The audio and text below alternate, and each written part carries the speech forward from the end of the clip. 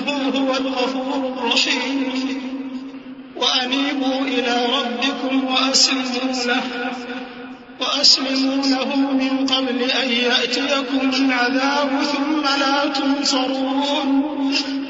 واتبعوا أحسن ما أنزل إليكم من ربكم من قبل أن يأتيكم العذاب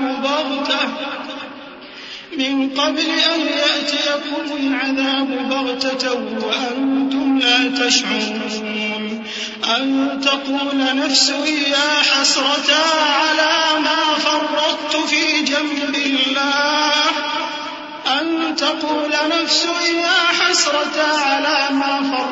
في جنب الله وإن كنت لمن الساخرين أو تقول لو أن الله هداني لكنت من المتقين أو تقول حين ترى العذاب لو أن لي كرة فأكون من المحسنين.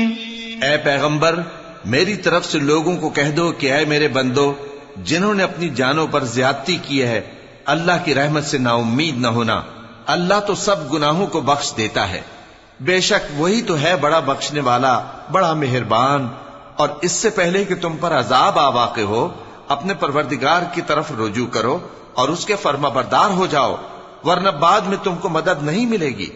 اور اس سے پہلے کہ تم پر ناگہاں عذاب آ جائے اور تم کو خبر بھی نہ ہو اس نہایت اچھی کتاب کی جو تمہارے پروردگار کی طرف سے تمہاری جانب نازل ہوئی ہے پیروی کرو. ایسا نہ ہو کہ اس وقت کوئی شخص کہنے لگے کہ ہائے اس کوتاہی پر افسوس ہے جو میں نے اللہ کا حق ماننے میں کی اور میں تو ہنسی ہی کرتا رہا، یا یہ کہنے لگے کہ اگر اللہ مجھ کو ہدایت دیتا تو میں بھی پرہیزگاروں میں ہوتا،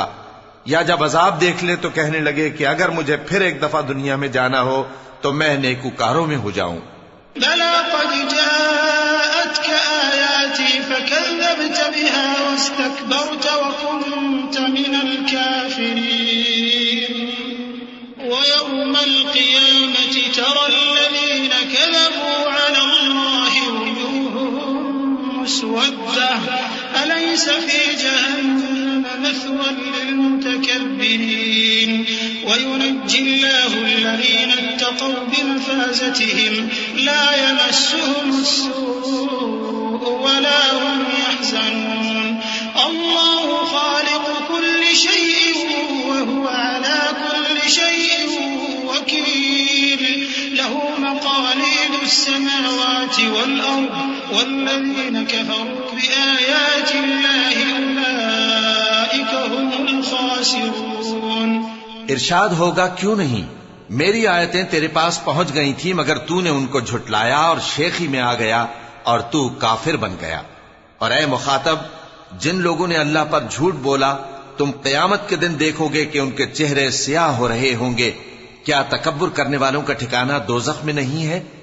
اور جو پرہیزگار ہیں ان کی کامیابی کے سبب اللہ ان کو نجات دے گا، نہ تو ان کو کوئی تکلیف پہنچے گی اور نہ وہ غمناک ہوں گے. اللہ ہی ہر چیز کا پیدا کرنے والا ہے اور وہی ہر چیز کا نگراں ہے. اسی کے پاس آسمانوں اور زمین کی کنجیاں ہیں، اور جنہوں نے اللہ کی آیتوں سے کفر کیا وہی نقصان اٹھانے والے ہیں.